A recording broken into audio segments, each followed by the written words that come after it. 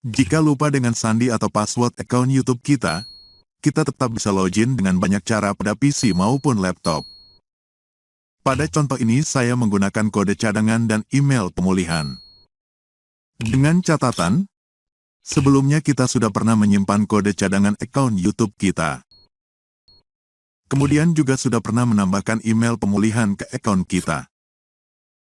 Tutorial untuk kedua hal itu sudah pernah saya bagikan pada video sebelumnya. Linknya di bawah video ini.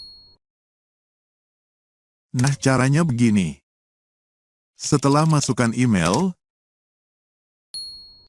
maka pilih lupa sandi. Nah, sekarang masukkan salah satu kode cadangan 8 digit akun kita yang sudah pernah kita simpan sebelumnya. Di sini. Selanjutnya, kode verifikasi untuk loginnya akan dikirim sistem kedua email kita. Pertama ke email akun YouTube kita yang lupa sandi ini, dan kedua ke email lain atau ke email pemulihannya. Maka pilih email pemulihan. Lalu login dulu ke akun Gmail pemulihan tersebut. Kemudian buka pesan yang berisi kode verifikasi Google.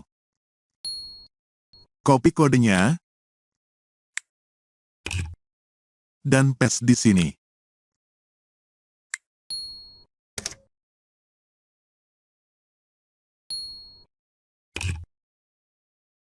Lanjutkan.